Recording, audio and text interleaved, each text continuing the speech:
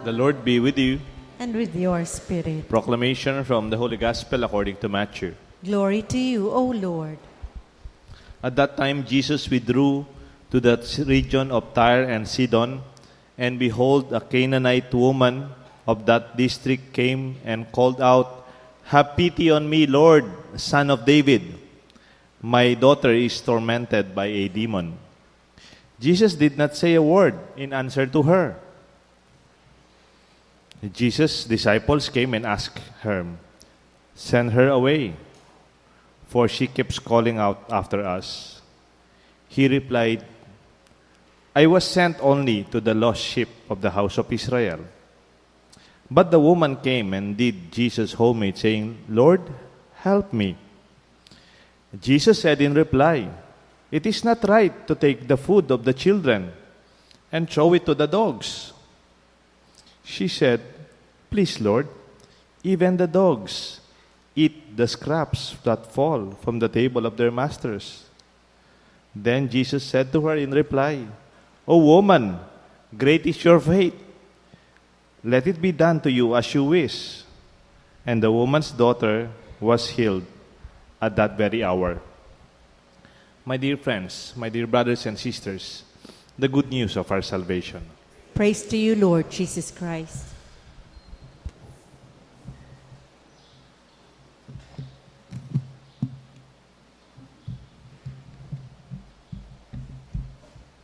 In the name of the Father, the Son, and the Holy Spirit. Amen. Midterms na siguro ngayon. So, mayroong mga test ng mga bata. Pero, parang ito pong gospel natin, it is also a test. A test of the faith. Isang pagsubok ng pananampalataya nitong babae. Ang ating pananampalataya kung minsan nasusubok din. Hindi lang po yung test, pagsubok, hindi lang po sa eskwelahan. Okay lang yung pagsubok sa eskwelahan eh. Ang katapat niyan, grades lang. Pero may pagsubok sa ating buhay na pagsubok ng ating sariling pananampalataya when our faith is tested. Look at this woman, the Canaanite woman whose daughter was so ill. And she approached Jesus. Jesus is along the way going to Tyre and Sidon. Ang sabi nitong Canaanite woman, "Have pity on me, Lord, Son of David." Alam niyo po, pag ginamit kay Jesus yung Lord, Son of David, it is an expression of faith.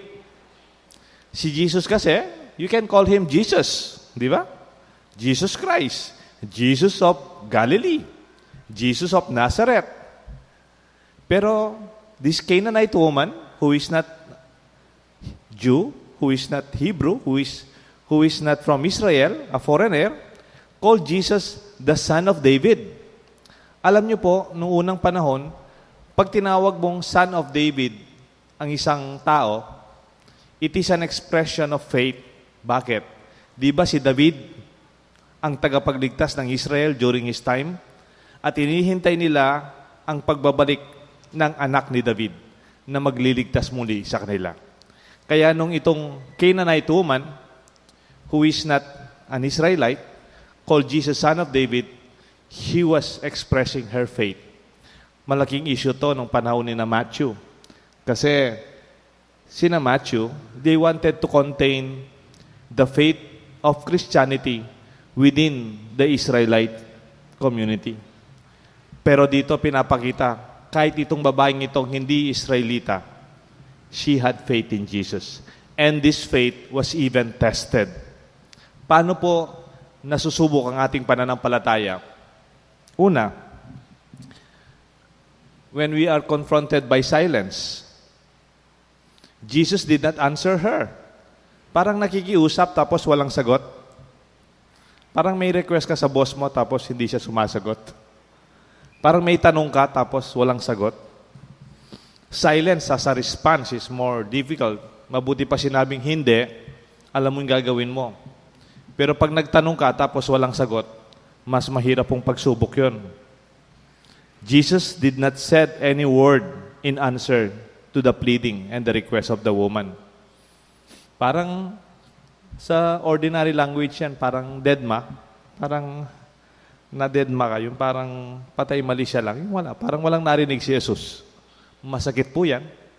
Do you experience that sometimes after your prayers, parang hindi nasasagot? Parang meron kang hinihintay. Mabuti naman ang intention mo, hindi naman masama. Pero parang walang sagot. Matinding pagsubok po yan. But what is also being tested here is our capacity to wait and our capacity to express our own patience.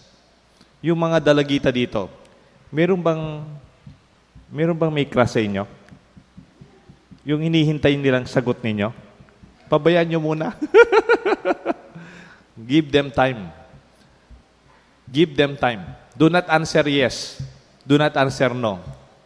Give them time. Test the kind of love that they have. Because sometimes, when we pray for something, time would also show how dedicated and how valuable this is for us. Yung kapatid ko po, yung bunsong kapatid ko, meron po siyang pagkaroon ng, yung parang, kasi pag yung namimili, pagtapos pag nakita niyo yung gusto niya, ngayon na ngayon, bibili niya. Yon, compulsive buyer po yung kapatid ko. Minsan po, nagpapacheck up siya sa National Kidney Institute. Early in the morning, pupunta po kami doon. Ako, driver pa niya ako noon, malakas pa ako. Magpapa-blood chem siya, mga 7 o'clock in the morning. Tapos magbe-breakfast kami sa hospital canteen. Habang inihintay po namin yung resulta ng blood chem niya, tsaka yung oras nung doctor's clinic, pupunta kami sa mall. Yan. Nagpunta po kami sa Trinoma. Yan. Palakad-lakad. Actually, punta lang kami sa Trinoma para habang inihintay namin yung blood chem, tsaka yung doctor's clinic. At tsaka doon na rin kami nagla-lunch. Nakita niya po yung, alam mo naman, sa mga mall, yung mga sale, tapos yung presentation, ang ganda-ganda. So, lakad-lakad lang kami, lakad-lakad. Biglang pumasok dun sa may nagtitindang sapatos, rubber shoes. Ang ganda-ganda ng sapatos na gusto niya. Maganda nga naman. Tapos, ang ganda pa ng offer. Buy one and buy the other half the price. Ha? Sabi niya sa akin, Kuya, bibilin ko itong sapatos na ito. Bumili ka rin sa'yo. Kalahating presyo na lang yung sa'yo. And then sabi ko, di ba nandito lang tayo para mag-lunch? Di ba nandito lang tayo para hintayin yung check-up mo, tsaka blood chem? Hindi, masanting yan. And then, challenge ko siya, o sige, kung talagang maganda yan, kung talagang gustong-gusto mo, bitawan mo muna.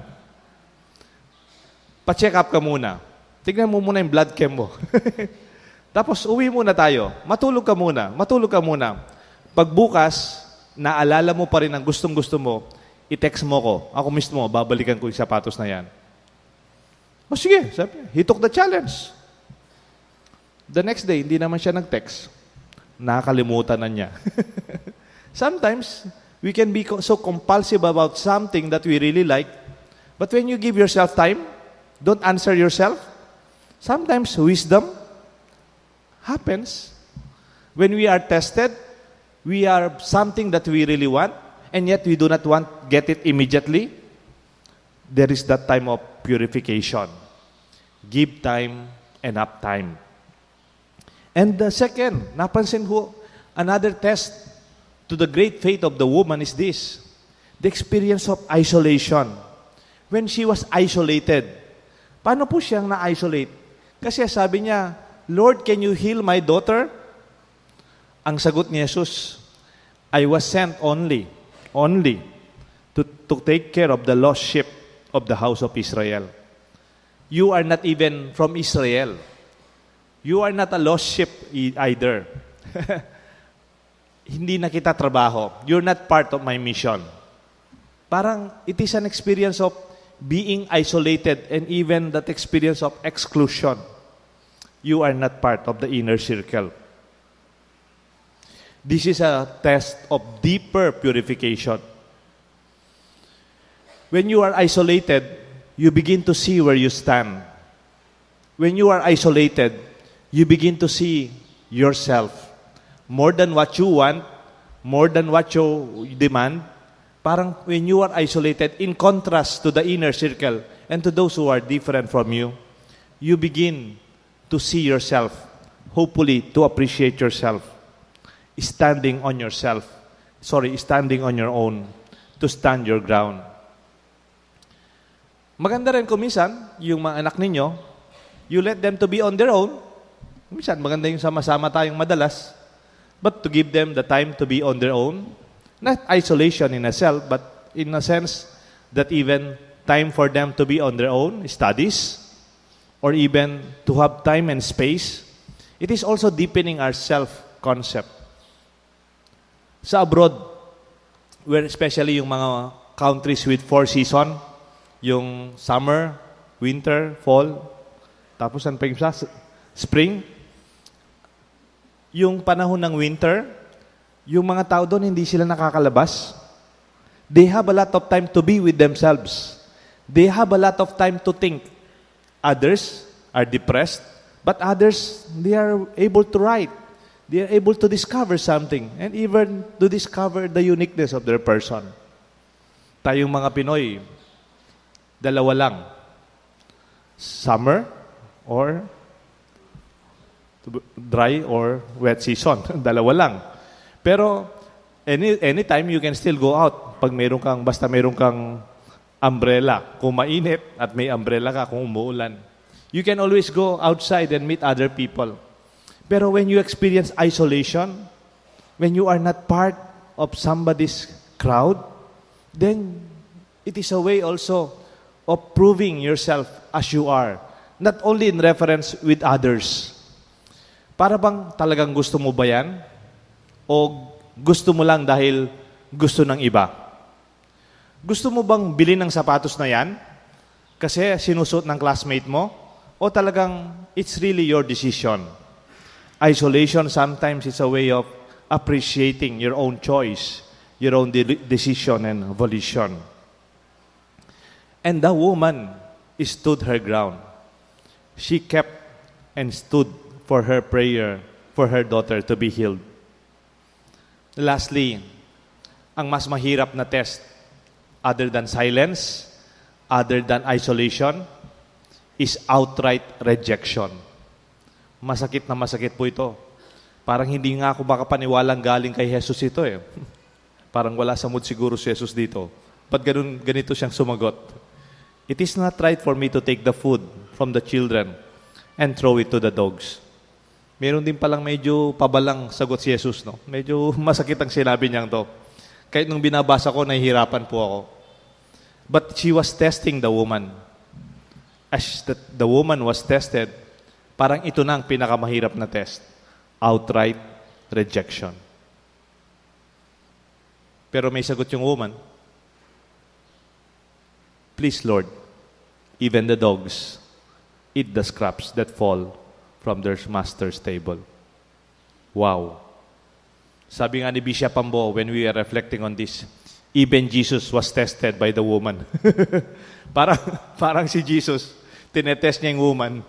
Tapos si Jesus mismo, she was confronted on how strong the faith of this woman.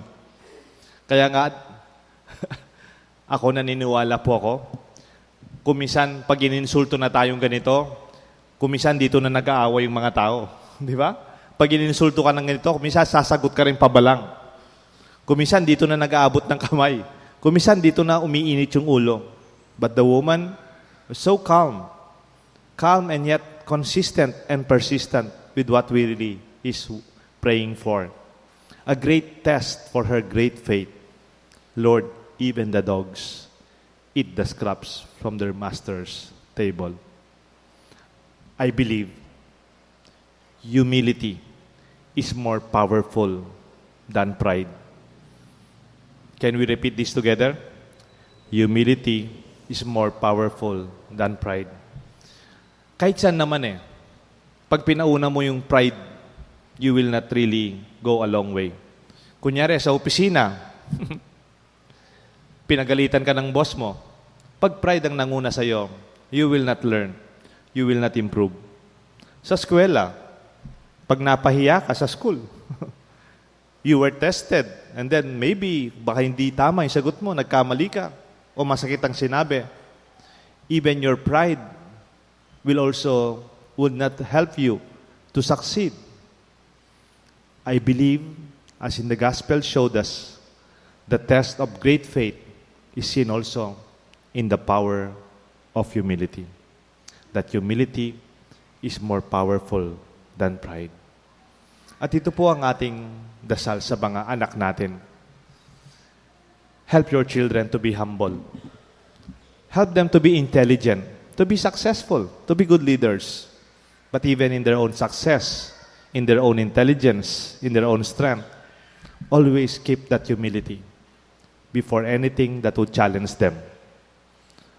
When you are humble, greatness will follow. The greatness of the faith of the woman is seen as her humility. Ano po yung ending? Ano po yung ending? Sabi ng babae, sabi ng Jesus sa babae, parang natalo si Jesus sa test. Oh woman, great is your faith. Let it be done as you wish. And her daughter was healed at that moment. Kaya pala hindi sumuko yung babae. Ang kanyang pinagdarasal, hindi naman kanyang sarili. Ang kanyang pinagdarasal, ang kanyang anak. Di ba po? Pag ang ginagawa mo hindi para sa'yo, hindi ka nahihiya. Di ba pag ginagawa mo hindi para sa'yo, malakas ang loob mo? Di ba pag ang ginagawa mo hindi para sa'yo, parang you can take anything because it is a faith based on humility and a faith that is really coming from love. May God bless us all, the Father, the Son, and the Holy Spirit. Amen.